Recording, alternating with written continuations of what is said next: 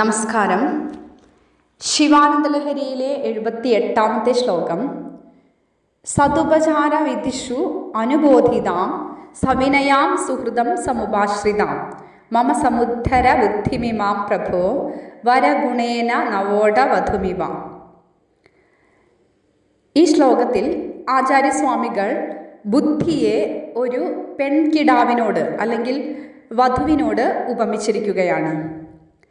പ്രഭോ, സർവശക്തനായിട്ടുള്ളവനെ, സതുപചാര വിധിഷു അനുബോധിത, വേണ്ട വിധം ഉപചാരാദികൾ നടത്തുവാൻ പരിശീലനം കിട്ടിയിട്ടുള്ളവളും, സവിനയാം, നല്ല പോലെ വിനയമുള്ളവളും, സുഹൃദം സമുപാശ്രിതാം, ബന്ധുക്കളെ ആശ്രയിച്ചു നിൽക്കുന്നവളുമായ മമ ഇമാം ബുദ്ധിം, എൻ്റെ ബുദ്ധിയാകുന്ന കന്യകയെ, നവോടവധും ഇവ, പുതുതായി വിവാഹം കഴിച്ചു കൊണ്ടുവന്ന ഒരു പുതുപ്പെണ്ണിനെ പോലെ, വരഗുണേന, ശ്രേഷ്ഠമായ വരൻ്റെ ഗുണം കൊണ്ട്, സമുദ്ധര, ഉദ്ധരിച്ചാലും.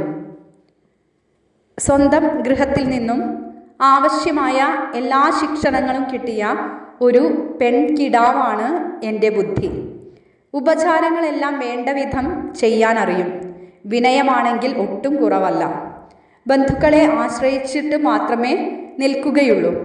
ഇങ്ങനെയൊക്കെ ആണെങ്കിലും പുതുതായി ഭർതൃഗൃഹത്തിൽ വന്ന കാരണം വരൻ്റെ ഗുണങ്ങളെപ്പറ്റി അല്ലെങ്കിൽ ആവശ്യങ്ങളെപ്പറ്റി അത്ര പരിചയം ഉണ്ടാവില്ല.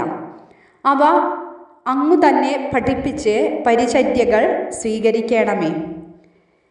പുതുഭക്തന് ഭഗവാന്റെ ഭജനവിധികൾ അറിഞ്ഞില്ല എന്ന് വരാം. അത് ഭഗവാൻ തന്നെ ബുദ്ധിയിൽ പ്രകാശിപ്പിച്ച് ഇവനെ കൊണ്ട് ചെയ്യിപ്പിച്ച് തരണേ എന്നാണ് പ്രാർത്ഥന. സ്വയം ഭഗവാൻ പറഞ്ഞു തരാതെ സ്വാശ്രയത്താൽ ബുദ്ധിയെ പ്രചോദിപ്പിച്ച് കാര്യം നടത്തുക എന്ന ആശ്രയം ഹിന്ദു ധർമ്മത്തിൻ്റെ പ്രത്യേകതയാണ്. ബുദ്ധി നന്നാക്കി തരണേ എന്ന ഗായത്രി മന്ത്രം പ്രസിദ്ധമാണ്.